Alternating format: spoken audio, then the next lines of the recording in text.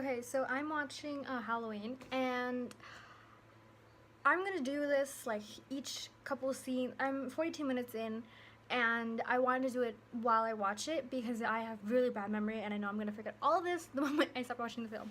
So first things first is one. I hate that they continued with the whole these characters are complete idiots. Like there's a scene where the podcasters, journalists, whatever, the girl, she's in the bathroom. This guy, she hears him opening each bathroom door, doesn't get a little bit suspicious, doesn't pull up her pants. He knocks on the door, tries to open it, and then she's just not worried at all. No worries. Until he throws a bunch of teeth at her, and then she's like, oh my god, I should probably do something. It's like, she was a good actress, not gonna lie, but like, some of these characters are really dumb. Like even right now, I'm at the scene where Laurie's daughter, like the mom, she gets to the house and the door is open and she's just like chill about it. She's like, "Oh, honey, are you home? Like, your mom almost got murdered. Like, you're what?" And and I get it, you know, she says that her mom made her paranoid when she was young and the state took her away and blah, blah, blah, blah, blah. But you're gonna tell me you're not even gonna be a little paranoid of your door being open? Like, any normal person having their door open would think twice about going inside their home, would be like, maybe I should call someone about this, you know what I mean? And I legit did not think, when I saw that little kid, when they do the scene where all the mental patients escape, and they show us the dad and the kid, I did not think that they would ever show us the kid being murdered. They legit showed us a like 10-year-old child being like choked to death, and I was like, oh, this is this type of movie. Okay, like the thing is, even a lot of like horror movies that I've watched, usually when it involves kids, they never show it. They always kind of like, they focus more like the gruesome deaths like on adults.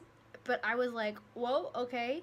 And Michael, he's like killed like 5-6 people already, and they're like, we need to find Michael's humanity. Like, dude, some people just don't have humanity. Like, get over it. Like, stop. And like, they want Lori to just like get over it and like let it go. Like, this woman got like mentally like impacted and traumatized. Like, what do you mean get over it? Like, clearly she hasn't gone to a psychiatrist or therapist, and it's like all these people are mean or dumb. That's my until now. We'll see how the next update goes. Literally 2 seconds later, I have to like, what the heck? Okay, so Lori goes to the daughter's house, breaks in, and is just telling her like, you're incompetent because you don't have any type of surveillance system, any type of security system, which is like bonkers. Even if your mom wasn't paranoid, even if your mom wasn't a victim of like a mass murderer, whatever, you like, any sane person would have some type of security system and will not leave their windows open. And they don't even let her say, oh, by the way, Michael Myers escaped. No, they don't. I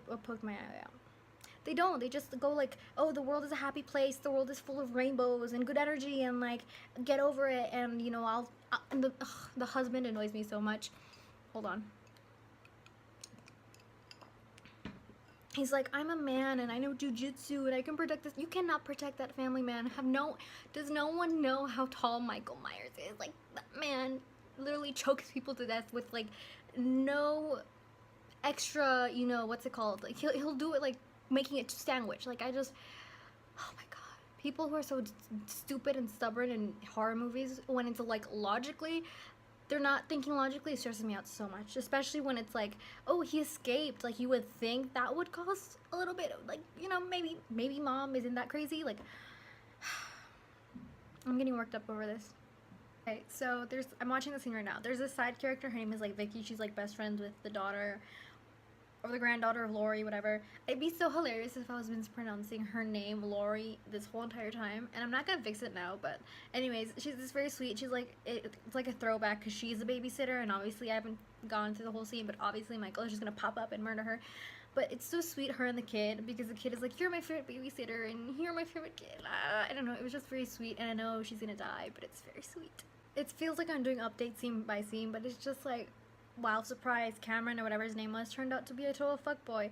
I'm so surprised, you know, like the playboy guy turned out to be a playboy. Who would have thought that he kissed another random girl?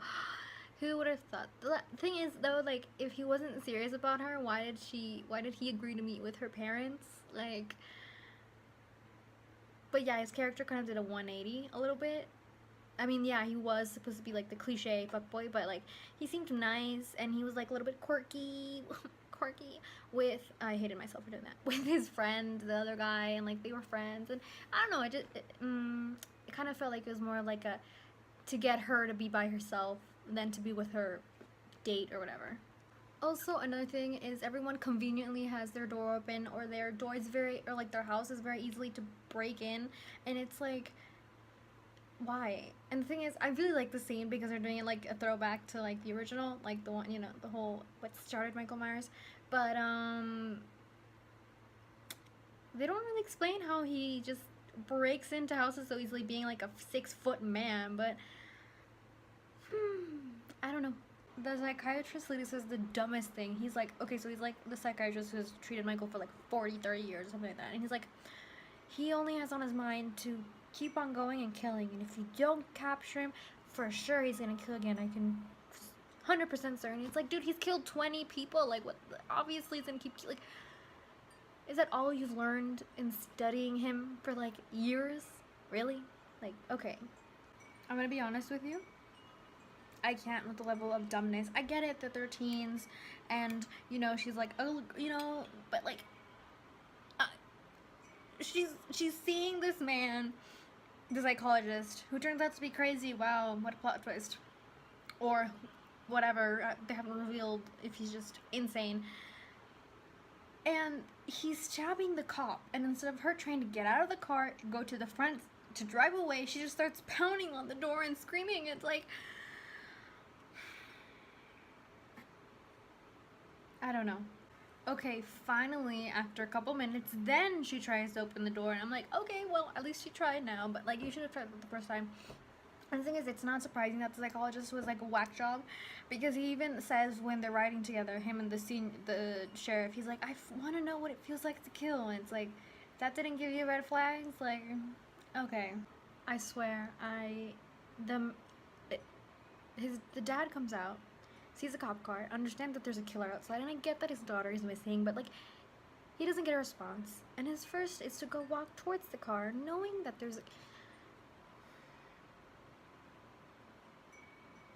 Okay, so I just finished the movie, and the ending really did it for me. So what they did with Laurie's daughter was amazing when she just turned like she made herself seem like a damsel in distress, and then she just clicked and shot him. That was amazing, and they all like were very empowering, and they all just like kicked butt, and it really was that moment of like family, like womanhood, like whatever you want to call it, them just being all three of the three generations. Just it was wonderful. It was really great. I know I bagged on the movie, but like the ending was nice. They also did like a good suspense building. Like I said, some moments were like so dragged out, but it was really the part where Michael just smashes that psychologist's head like a little pulp was like, oh, and he never got what he wanted. He wanted Michael to talk, and, and Michael was gonna like, no. And I liked it. Obviously, at the end, you can hear him breathing, so he's not dead. But I kind of wonder what they're gonna do after this. Hopefully, they don't make another movie. I know that sounds kind of mean, but like let Michael die, maybe make it like something else.